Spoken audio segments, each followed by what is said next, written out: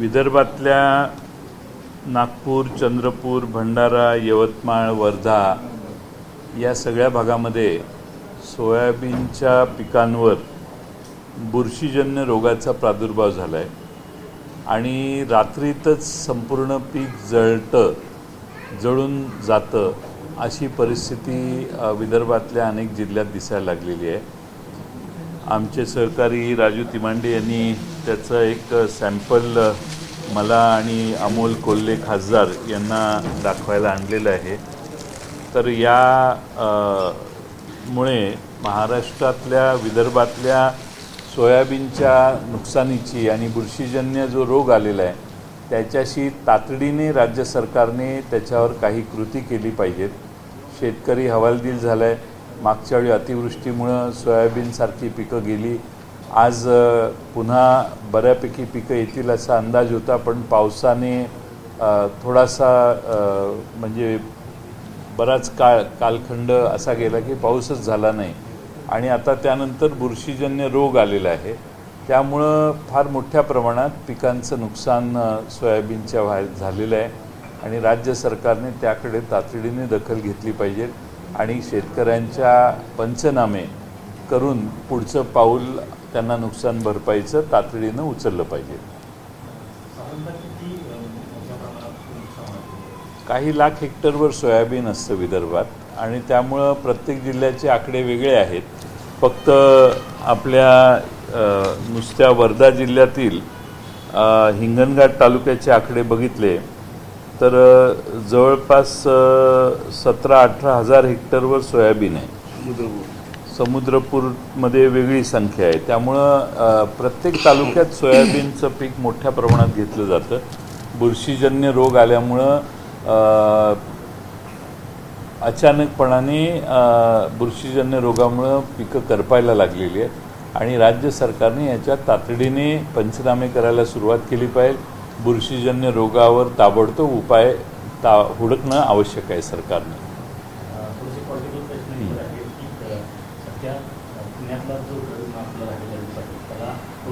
कोण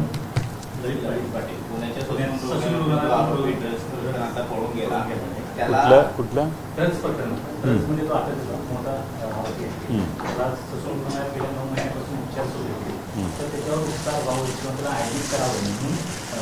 दादा भुसे यांनी फोन केला होता संबंधित प्रशासनाला, असा आरोप हा आमदार यांनी केला। त्यानंतर रवींद्र रंगीकर यांनी त्यांचा दादा भुसे यांचा राजीनामा घ्यावा आणि त्याचे संपूर्ण कॉल्स जे आहेत ते तपासण्यात यावे, कारण दादा भुसे यांनी कॉल केल्यानंतर त्याला त्याचा ॲडमिट करून घेण्यात आलं। तो तुरुंगात असताना त्याला ॲडमिट करून 9 महिने ठेवण्यात आला आणि तो तिथून पळून गेला। हे अतिशय गंभीर बाब आहे आणि मंत्र्यांनी फोन केलेले असतील आणि त्यामुळं एखाद्याला गरज नसताना ॲडमिट केलं असेल तर त्या बाबतीत ही चौकशी झाली पाहिजे आणि कोणत्याही परिस्थितीत आता जो तुरुंगातून पळून जाण्याच्या ऐवजी हॉस्पिटलमधून पळून गेलेला आहे त्याला ताबडतोब पोलिसांनी जेरबंद करणं आवश्यक आहे। सरकारची कायदा आणि सुव्यवस्था किती ढेपाळलेली आहे आणि मंत्र्यांचे हस्तक्षेप पोलीस प्रशासनात किती वाढलेले आहेत याचं हे उत्तम उदाहरण आहे। राजस्थान, मध्य प्रदेशसह 5 राज्यांची निवडणुका जाहीर झालेल्या आहेत आणि अशावेळी राष्ट्रवादीचे दोन्ही गट आपले उमेदवार देण्याची शक्यता आहे। त्यामुळे कदाचित हे चिन्ह गोठवलं जाईल अशी देखील चर्चा आहे। कसं पाहताय? बघू, आम्ही काही सगळीकडे निवडणूक लढवणार नाही आहे। सगळीकडेच उमेदवार उभे करतोय असंही नाही आहे। त्यामुळं आमचे राष्ट्रीय पातळीवरचे निर्णय आहेत, पवारसाहेब घेतील आवश्यक ते निर्णय। आज तरी त्या बाबतीत आम्ही काही विचार केलेला नाही।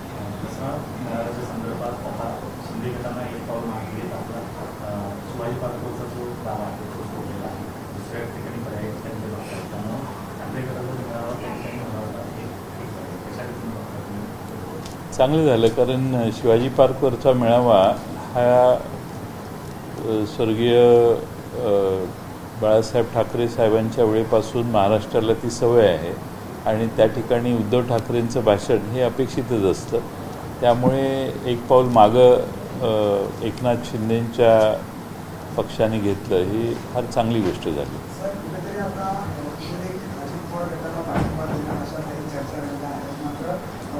काही रिलेव्हंट प्रश्न असतील तर विचारावं, काही फालतू प्रश्न विचारतात। सर, अजित पवार गटाला सरकारमध्ये जाऊन 100 दिवस पूर्ण झाले आहेत. आज योगायोग असा आहे की आज 10 तारीख आहे. तर राष्ट्रवादीचं जे चिन्ह आहे म्हणजे 10 वाजून 10 मिनिटात हा सगळा योगायोग तसं बघता एकूण त्यांच्या 100 दिवसांचा प्रवास आहे.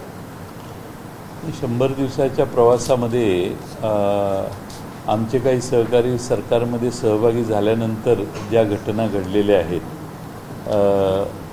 मराठा उपोषणावर लाठी हल्ला झाला, काही महिलांच्यावरच्या गोष्टी झाल्या, आपल्या नांदेडला हॉस्पिटलमध्ये अनेक पेशंट दगावले, या सगळ्यांची जबाबदारी आहेच नाही का.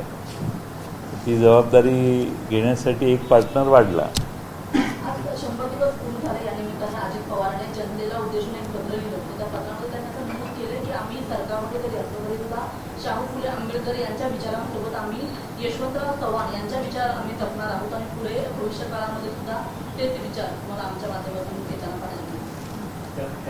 पवारांच्या टप्प्यामध्ये शरद पवार गटाकडून शरद पवारांचा फोटो वापरला जात होता. मात्र शरद पवार साहेबांनी स्वतः आवाहन केलं की माझा फोटो वापरू नका. आणि आता काही दिवसापूर्वी समीर भुजबळ यांचा वाढदिवस झाला, त्यांनी अनेक पोस्टर संपूर्ण जिल्ह्यामध्ये लावले.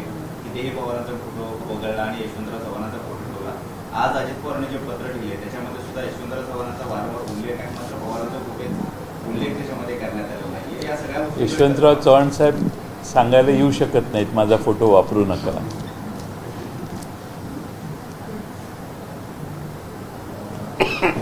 पण टोल माफीच्या संदर्भात सध्या एक देवेंद्र फडणवीस यांचा एक तो 4 चाकींना सवलत दिली आहे. दिली का? जाहीर केली त्यांनी?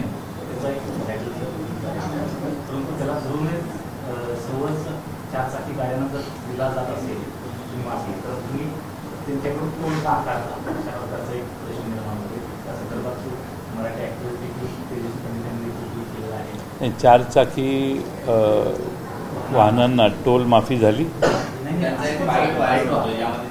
ते कधीचा बाईट आहे, कधीचा बाईट आहे. परवाचा बाईट. आणि हाच बाईट राज ठाकरेंनी कालच्या पत्रकार परिषदेमध्ये सुद्धा दाखवलेला होता. आणि हे जर खरं असेल तर अशा पद्धतीने मनसेनी प्रत्येक टोलनाक्यावरती उभे राहतील आणि जर तशी वस्तुस्थिती नसेल तर टोलनाके जाळून टाकू अशा पद्धतीने आवाहन केलं होतं. आणि त्यानंतर मुरुम टोलनाक्यावरती जाळून सुद्धा आहे. मग आता काय पुढं काय? हां, सीसीटीव्ही फुटेज पण आणले कशाची? हे झालं ना, पण पुढं काय मग? आता येणाऱ्या निवडणुका आणि सध्याचं राजकारण या सगळ्या अनुषंगाने टोलचा विषय पुन्हा एकदा चर्चेमध्ये आलेला आहे. त्यावरून राजकारण होतंय. आपण कसं बघता या विषयाकडे? नाही, भारतीय जनता पक्षाने मागं 2014 साली सत्तेत येताना जाहीर केलेलं की आम्ही सर्व महाराष्ट्रात टोल माफी करू. पण काही ठराविक ठिकाणी टोल माफी करण्यात आली. बाकीचे मोठे टोल मात्र अजून चालू आहेत. ज्या प्रकल्पांचं खर्च पूर्ण रिकवर झालेला आहे त्या प्रकल्पावर टोल मेंटेनन्स पुरता ठेवायला हरकत नाही. पण त्यातून अव्याहतपणाने टोल घेणं, जर खर्च पूर्ण म्हणजे एखाद्या प्रकल्पावर 1000 कोटी खर्च झाले असतील आणि त्याचं व्याज मिळून आपली रिकव्हरी जर झाली असेल सरकारची, तर त्या ठिकाणचे टोल रद्द केले पाहिजेत, माफ केले पाहिजेत. ज्या ठिकाणी प्रोजेक्टमध्येच आपण कन्सिडर केलं की टोल घेतला पाहिजे आणि घेणार आहोत, तर त्या ठिकाणी काही मर्यादा येतील. पण सरकारने या सगळ्या गोष्टीचा रिव्ह्यू करून आवश्यक ते निर्णय घेतले पाहिजेत. मनसेचं मत आहे की देवेंद्र फडणवीस यांनी जे वक्तव्य केलेलं आहे त्यानुसार जर त्यासाठी वाहनांना सूट दिली गेली आहे आणि राज्य सरकार त्याच्या बदल्यात तर त्या संबंधित कंपन्यांना वगैरे पैसे देत असेल 4 चाकी वाहनं सोडून दिलेले होते, परंतु 4 चाकी वाहनांकडून जो टोल आकारला जातो आणि सरकार देखील तिची नुकसान करून जो पैसे देत असेल, तर हा डबल स्कॅम, मोठा स्कॅम आहे. आणि या संदर्भात वारंवार ते प्रश्न विचारला. बरोबर आहे. त्या प्रश्नाला समोरून उत्तरं काय येतात हे बघूया आपण. त्यात आधीच त्यापाशी मतप्रदर्शन करणं योग्य नाही. ते प्रश्न विचारत आहेत आणि टोल माफ करण्याचा फार मोठा भूमिका भारतीय जनता पक्षाने 2014च्या निवडणुकांच्या दरम्यान घेतलेली होती. त्यामुळं आता पुन्हा हे टोलचं आंदोलन सुरू झालं आहे. तर मला असं वाटतं की ही संधी आहे भारतीय जनता पक्षाला महाराष्ट्रातले सगळे टोल रद्द करण्याची. शिवसेना शिंदे गटाचे मंत्री दीपक केसरकर यांनी प्रतिक्रिया दिलेली होती. त्यामध्ये त्यांनी विधान केलं की की कुठला उमेदवार कुठल्या पक्षाच्या चिन्हावरती निवडणूक लढवतो हे महत्त्वाचं नाही. मोदींना पंतप्रधान पुन्हा एकदा करणं हे आमचं ध्येय आहे आणि त्यासाठी वाटेल ते करू. त्यामुळे शिंदे गटाचे सगळे आमदार ते कुठल्याही पक्षाच्या चिन्हावरती निवडणूक लढवण्याची तयारी दाखवतात का अशी चर्चा आहे. कसं पाहताय? बरोबर आहे, असंच दिसतंय त्यांच्या विधानावरून, असंच दिसतंय. त्यामुळे वाटेल ते करून असा जो शब्द आहे, वाटेल ते करून आम्ही निवडून आणू, हा जो हे आहे, त्यात कोणत्याही पक्षाकडून उभा राहायची तयारी दिसते. म्हणजे बहुतेक एकनाथ शिंदेंच्या बरोबरचे सगळे सहकारी एखाद्या वेळी कमळ या चिन्हावर उभा राहण्याची शक्यता या स्टेटमेंटमधून दिसते. आता शंका येते अशी. निवडणुका जवळ येतात तशा लोकप्रिय घोषणा केल्या जातात किंवा त्या योजना आणल्या जात आहेत. मध्य प्रदेशच्या धर्तीवर म्हणजे लाडकी जी योजना आहे ती आज मंत्रिमंडळाने मंजूर केली. काय वाटतं? आणि स्वाभाविक आहे, आता 4 महिने राहिलेले आहेत लोकसभेच्या निवडणुकीची आचारसंहिता सुरू व्हायला. त्यामुळं असे काही निर्णय आपल्याला घोषणांचा पाऊस पडलेला दिसेल. कारण ज्यावेळी आत्मविश्वास कमी होतो त्यावेळी लिबरल अशा वेगवेगळ्या घोषणा केल्या जातात. त्या घोषणा आता ही सुरुवात आहे, पुढच्या 2 महिन्यात आणखीन घोषणा येतील आपल्याला. शरद पवारांची सभा झाल्यानंतर अजित पवार गटाने 2 वेळा त्याच ठिकाणी उत्तर सभा घेतलेली होती. मात्र आता अशा प्रकारची उत्तर सभा कधी घेतली जाणार नाही असा निर्णय अजित पवार गटाकडून घेतला. कसं होतंय? मला काय, त्यांचा प्रश्न आहे. त्यांनी कुठल्या सभा, कशा, नाव काय सभांना द्यायचं ते अजित पवार ठरवतील. त्याबद्दल मी काय बोलणं आवश्यक आहे असं मला नाही वाटत. शरद पवार यांची सभा होते त्यानंतर त्याच ठिकाणी अजित पवार गट इथे सभा घेणार नाही असं त्यांनी ठरवलेलं आहे. चांगली गोष्ट आहे. सगळ्यांमध्ये इलेक्शन झालं, काँग्रेस आणि भाजपमध्ये तिकडे काँग्रेसचं बहुमताने आलं आणि भाजप फक्त 2च सीट आले. महत्त्वाच्या म्हणजे 370 काढल्यानंतर तिकडे पहिल्यांदाच इलेक्शन झालं. मात्र तिकडे काँग्रेस जास्त सीट निवडून आला. वाटतात पुढे पण देखील इलेक्शन आहे, त्याचा फटका भाजपला पडू शकतो. त्या 5 राज्यांमध्ये इलेक्शन होण्याच्या आता या 5 राज्यातले ज्या निवडणुका होणार आहेत त्या राज्यातले बरेचसे सर्वेक्षणं आणि अंदाज हे भाजपच्या विरोधात दिसत आहेत. त्यामुळं शक्यता आहे की सर्व राज्यात त्यांच्या विरोधी असणाऱ्या लोकांना बळ मिळेल. आता लडाखची जी घटना आहे ते लडाख, काश्मीर या भागात केंद्र सरकारने अलीकडे जे निर्णय घेतलेले आहेत मागच्या 3 वर्षात 4 वर्षात, त्याचा परिणाम आता पहिल्यांदा ज्या निवडणुका होतील त्यात दिसेलच, रिफ्लेक्ट होईलच. ते आपण म्हणताय तसं झालेलं दिसतंय. तर सुप्रीम कोर्टात जी याचिका दाखल करण्यात आली त्याच्यावर लवकर निर्णय घेत नसल्याच्या संदर्भात अध्यक्ष राहुल नार्वेकर बोलले माझ्यावर भरपूर दबाव आणला जाते, पण मी त्याच्यावर बघू पडणार नाही असं नाही. आता कोण दबाव आणते मला माहीत नाही, पण आम्ही तर सुप्रीम कोर्टातच गेलेलो आहोत की लवकर निर्णय व्हावा म्हणून. त्यामुळं सुप्रीम कोर्टाची तारीख आता मला वाटतं काहीतरी आहे पुढच्या काही दिवसात. शिवसेनेची जी केस चालू आहे त्याचबरोबर आम्ही जो अर्ज केलेला आहे तो एकत्रित सुनवाईसाठी येणार आहे असं मला कालच वकिलांनी सांगितलं. निवडणूक आयोगासमोर राष्ट्रवादी कोणाची यासाठी सुनावणी सुरू आहे. मात्र शिवसेनेच्या बाबतीमध्ये निवडणूक आयोगानं बहुमताचा विचार करून जो काही निर्णय दिलेला होता त्याचाच प्रभाव या सुनावणीवरती सुद्धा पडेल की काय अशी एक चर्चा आहे. राष्ट्रवादी खरी कोणाची हा जो युक्तिवाद दोन्ही गटाकडून आपण पाहतोय. मात्र फक्त बहुसंख्य आमदारांच्या किंवा बहुमताच्या आधारावरती जर निर्णय द्यायची निवडणूक आयोगानं भूमिका घेतली तर भूमिका सुप्रीम कोर्टात शिवसेनेच्या संदर्भातले जे निर्णय झालेत त्यावेळी स्वतः सर्वोच्च न्यायालयाच्या न्यायाधीशांनी एकत्रितपणाने जो निर्णय दिला त्यामध्ये स्पष्ट सांगितलेलं आहे की आमदार गेले तर पक्ष त्यांच्या मागे जाऊ शकत नाही. आणि आज राष्ट्रवादीचं सगळं काडर, सगळे कार्यकर्ते, तालुका, जिल्हा, शहर आणि राज्य आणि देश स्तरावरचे याचा जवळपास 70-80% कार्यकर्त्यांचा पाठिंबा शरद पवार साहेबांना आहे.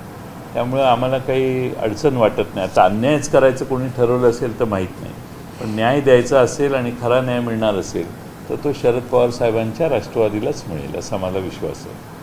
सुप्रिया सुळे यांनी काल एक ट्विट केलेलं होतं ज्यामध्ये यशवंतराव चव्हाण यांचं कृष्णाकडे जे पुस्तक आहे त्या काही पंक्ती टाकलेल्या होत्या ट्विटरवरती, ज्यामध्ये RSS पासून मी 4 पावलं नेहमी दूर राहिलो असं एक त्याच्यामध्ये वक्तव्य होतं. त्यावरती सुनील तटकरे यांनी आता एक प्रतिक्रिया दिली की 2014ला भाजपनं न मागता राष्ट्रवादीने पाठिंबा दिलेला होता, त्यामुळे त्यावेळची भूमिका त्यांनी स्पष्ट करावी, त्यावेळी हे विचार होते. पाठिंबा दिलेला नव्हता, त्यावेळी आम्हाला विरोधी पक्षात बसायला लागणार आहे हे दिसत होतं आणि त्यावेळी जाणीवपूर्वक समोर जे दोन मोठे पक्ष एकत्रित आलेले आहेत त्यांच्यामध्ये गैरविश्वासाचं वातावरण त्या एका विधानानं तयार झालं जे 5 वर्ष राहिलं आणि त्यामुळे मला असं वाटतं की राजकीयदृष्ट्या सरकार स्थिर महाराष्ट्राला मिळावं यासाठी केलेलं विधान होतं. पाठिंबा देण्याचा प्रश्न नव्हता, दिलेला नव्हता. भाजपने मला नाही वाटत त्यावेळी पाठिंबा मागितलेला होता.